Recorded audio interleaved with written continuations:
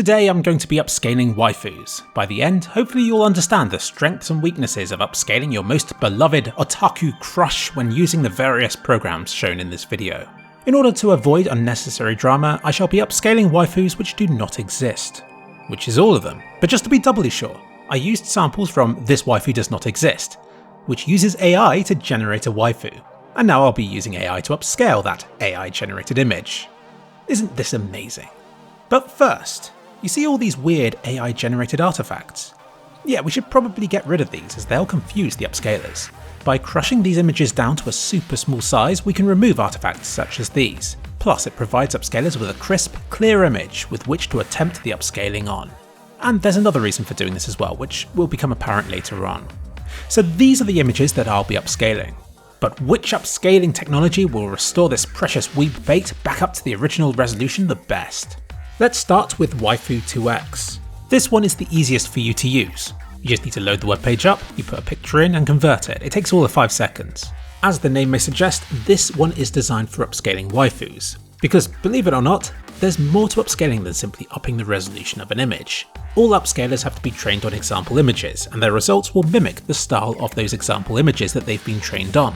It's why you'd use a different upscaler to upscale a landscape than you would, say, a holo. And it's something that most people don't seem to understand, because I'm forever being told to use Waifu2x to upscale real life pictures, and it just doesn't work like that. It will not upscale landscapes correctly.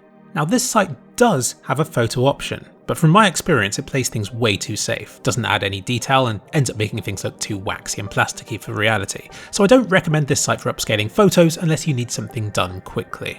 But no matter how many times I tell them, people will insist that Waifu2x produces the best results. I guess I can't blame them. Much like the upscalers themselves, when the only images some people view are waifus, they end up expecting everything to look like a waifu. So this is the first image, and here it is run through Waifu2x. What an excellent result. It nicely condenses lines into convincing wavy brush strokes, and it smoothly transitions between different shades of colour. Here's the next one, and I'm particularly impressed with the mouth here, which is a waifu mouth if I've ever seen one. Here's the next one, again a good result. And the next one, it doesn't do so well with this mess of an image. It keeps the hairline, but the eye seems to have melted. But this wasn't a good waifu image in the first place.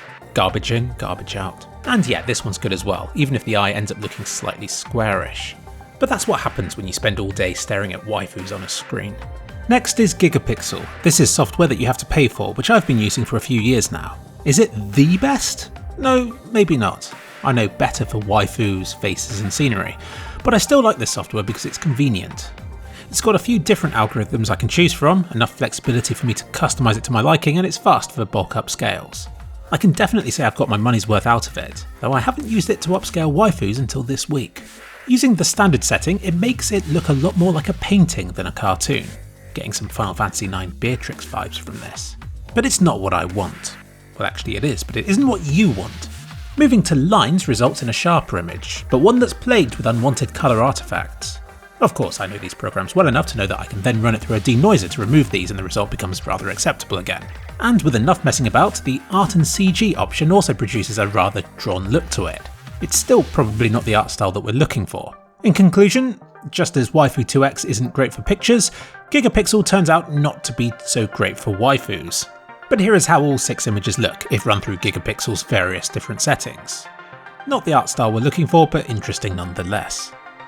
The last program I'm going to be trying out is kind of confusing. It's called Upscaling, which is a more user-friendly version of ESRGAN, which is another upscaler people keep telling me to use because they've seen it on 2-minute papers and think they're all experts on it. Upscaling is still a pain to set up, but once you've got it, you can download different upscaling models and tailor it to your heart's content. You can even blend 2 different models together. It's an upscaling addict's dream come true. Some of these models do provide excellent results on landscapes, like this foxglove example just here. But can I use it to upscale a waifu? Using the WaifuGAN V3 model, I got this. Ugh, not what I'm looking for. D-Tune produced an oddly hazy, cross-hatched appearance. Again, not what I'm looking for.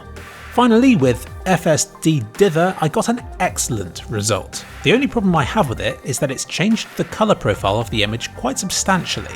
It's not that the result is displeasing, I just don't like the idea that all colours are going to be shifted like this. The browns have become so deep and velvety that they're on the verge of becoming purple.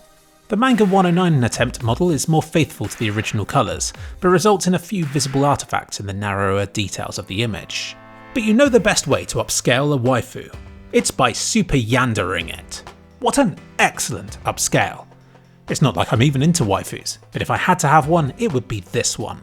Earlier on I said there was another benefit to upscaling from downsized images, and it's because I can now compare the upscaled versions with their original high-res waifus to see how well the upscaling has replicated the original art style, and in which ways it has deviated from it.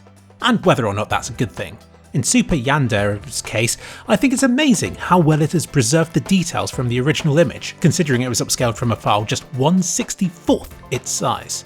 Imagine a future when animes are just 50 megabyte files, which then use real-time upscaling to make them look as detailed as your screens can allow. In my opinion, any issues you spot with Super Yandere's upscale can be blamed on the original's shortcomings. If I was to be critical, I'd say it's changed its art style to be more like a cartoon than the original was. But then, it's not like the original was a real art style in the first place. Its details were from artificial looking AI generated patterns, which this upscale has done away with. In my opinion, this is exactly what I wanted from an upscale of this image. And in that regard, this has got to be brushing against the upper limits of what you can hope to achieve by upscaling an image like this. I'd say it's actually improved upon reality. And by reality I obviously mean the original fictional AI generated image. Am I losing touch with reality? It's just a shame that there are still hints of colour changes with this upscale, and not just from the sharpening element of it. But whatever. I just want to get this video over and waifu with. So here are all 6 images, upscaled in cup scale using Super Yandere to get them from 128 to 1024 pixels. In conclusion, you can waifu a waifu, you can cup scale a waifu, but don't ever gigapixel a waifu, because people don't like it. I will provide links in the description for you to check out the upscaling programs for yourself. I think I've already upscaled enough waifus to last me quite a waifu. Well, if you want my opinion, I think Super Yandere produced the best results. They were the sharpest and most visually pleasing of the upscales. Better than the originals in my opinion.